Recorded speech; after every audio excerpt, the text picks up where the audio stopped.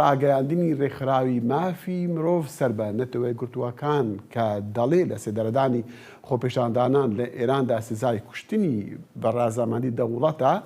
کە ئەمە ڕاگەاندنی دوێنێی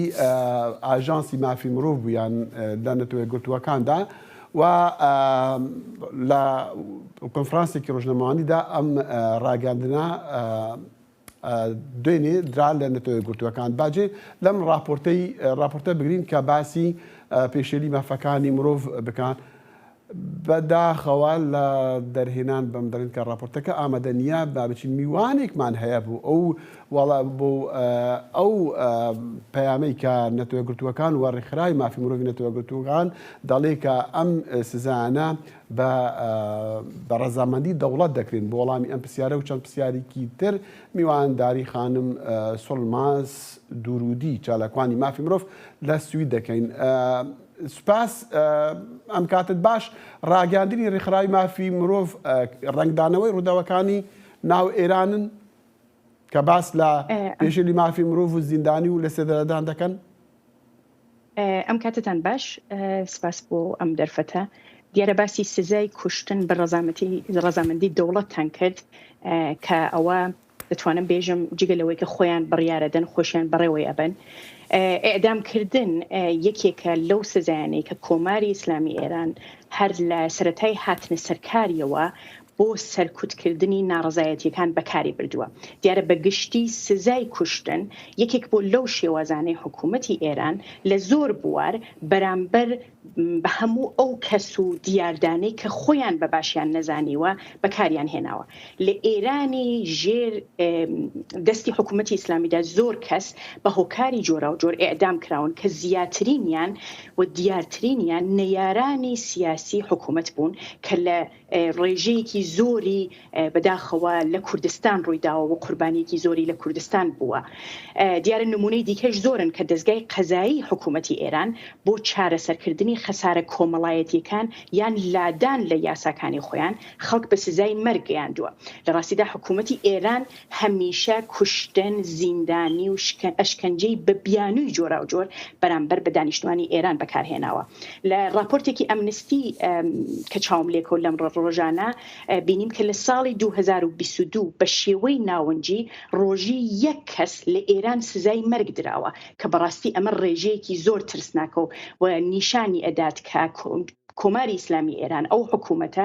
شێوەیەکی بەڕاستی نامرۆڤانەی بەرامبەر بە خەڵکەکە هەیە. خانم ینی ئەمە دەزانین کە کۆمەلگای نێونەتەوەیی سڵماس خانم ببورە دەزانین کە کۆمەلگای نێونەتەوەی هاوڕایە و یەکگرتووە لەسەر ئیدانەکردنی پێشێلکەرەکانی ڕژیمی ئێران، بەڵام هۆیەکەی چییە کە کارێک ناکەن بۆ ڕاگررتنی ئەم پێشێریانە؟ ڕاستیکەی ئەوەی کە کۆمەڵی نێونەتەوەیی لەم ماوەیە کردوویەتی بەرزترین ئاستی پشتیوانی خۆی بووە لە ماوەی ئەم 44 ساڵا کە ڕژیمی کۆماری ئیسلامی ئێران لەسەر دەسەڵات بووە. لە ئاستی دیپلۆماسیشدا دەوڵەتی ئامریکا و دەوڵەتانی ئوروپایی ئەمە یەکەم جارە کە ئاوا زۆر بەرین و بەتوندی پشتیوانی بکەن. بەڵام میتر هەندێک شتیش هەیە کە کاریگەری هەیە لەسەر ئەوەی کە بە جددی و بەکردەوە پشتیوانی خەڵک نەکەن. یەکێکەوەی کە مثلا دەوڵەتانی چین و رووسیا کە هاوپەیمانی حکوومەتی ئێرانن لە شۆرای ئەمنیەتدا ئەتوانن هەموو ئەو بڕیارانەی کە دژی حکوومەتی ئێران ئەدرێت هەڵبۆشێنەوە. شتێکی تریش کە بەڕاستی ئەتوانم باسی لێ بکەم ئەوەی کە پەیوەندی ئابووری بەرینی وڵاتانی ئوروپا و شرکەتە گەورەکان قازانجیان هەیە لە بەردەوامبوونی پەیوەندی لەگەڵ حکوومەتی ئێرانە، هەرچەند لەگەڵ پرەنسیبەکانی ئەوانە نێنەوە، بەڵام لەبەرەوەی کە قازانجیان هەیە بەردەوامن. ئێمە باسی چەند وڵاتی دەکەن سۆڵماس خان، چەند وڵاتی کوتو گوتت ئێران یان رووسیا یان وڵاتانی دیکە، بەڵام وڵاتانی وەکو فەرەنسا، وەکو یەکێتی ئەوروپا، وەکو بریتانیا سزایان لەسەر ئێراندانەوە و حتا فەرەنساش داوای ئەوەی ینی وەکبڕی باڵۆزی خۆی کشاوە لە تاران. یعنی ئەمانە ئەم وەکو بڵی وەڵامدانەوە تا چەندێک ئەوەیە کە ڕنگدانەوەی هەڵویستی ئەو وڵاتانەیە بەرامبەر بەوەی کە لە ناو ئێراندا ڕووەدا.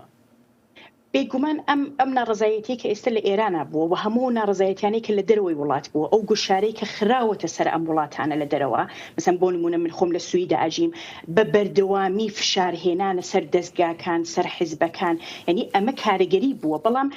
لەوانەیە ئێمە وەکو کورد وەکو کەسانێکە ئەو خەڵکەی لە دانیشتووی جغرافیا ئێرانن چاوەڕوانیان زۆرتر بێت بەڵام لە ئێستادا ئەوەی کە ئەبینین قازانجێنی ئەگەر ڕوخانی کۆماری ئیسلامی ئێران بکەوێتە ناو ئەجندای کارکردنی دنیای ڕۆژاوە ئەوە بەڕاستی بە گەرمتر و بە باشتر پشتیوانی لەکەن بەڵام لە ئێستادا بەڕاستی خەڵک زۆرتر پشتی بە خۆی بەستووە بە یەکگرتووی خەڵک دیارە بێگومان ئەم هەڵوێستانی کە وڵاتانی ئوروپای گرتیانە کارگەری ئەبێت و تەسیری خۆی هەر ئەبێ لە داهاتوودا بەڵام بەڕاستیە بێبێژم کاری زۆر جددی گەرەکە هەتاوەکو بتوانی قەناعەتیان پێ بکەین باشە سڵماس خانم دیسان کۆمەلگای نوێنێتەوەی وەکو خۆمان دەزانین یانش حتا چالاکوان لە ئێرانە دەڵێن کە دەوتری کە ئەگەر یەکجار ڕژێم کەوت ئەوە کۆتایی پێدێتن بەڵام ئەگەر ڕاپەڕینی جەماوەر شکستی هێنا بە ئاسانی و لە هەر کاتێکا دەکرێت سەری هەڵداتەوە ئایا شۆڕەشی ژین ئازادی کۆتایی بەدەسەڵاتی ئێران دێنێ یانش گەلانی ئێران پێویستی بە شۆڕەشێکی ترە؟ دیارە وەڵامی و پرسیارە ئاسان نیەوەی کە بزانین ئایا ئەم شۆڕەشە ئەگاتە ئامانجیا چۆن ئەبێت بەڵام شتێکە زۆر دیارە ئەوەی کە مێژووی ئێران دابەشە بێت بە پێش شۆڕشی ژینە و دوای شۆڕشی ژینە و ئەوەی کە ئێستا ئەم خەڵک بە درێژایی چواردەیە زۆر جار هاتوونەتە سەر شەقامەکان بەڵام ئەم جار زیاتر لە وەختەکانی تر هەموو ئێرانی گرتووە بنابێت بیریشمان بچێت کە بەڕاستی ژنی کورد پێشەنگی ئەم شۆڕشە بوون و دوایی هەموو ئێرانی گرتەوە یەک دوو شت هەیە کە بەڕاستی یەکێک ئەوەی کە هەموو خەڵک ئەبێ درک بەوە بکەن کە قازانجیان ئەبێت لە کەوتنی ئەم شۆڕش ئەوەی کە ئەیبینین زۆربەی تاکەکان هاتوونەتە سەر شەقامەکان چونکە ئەزانن قازانجیان قازانجە بینن لە کەوتنی کۆماری ئیسلامی ئێران شتێکی تریش کە ئەتوانێت گڕوتینێک بدات بەم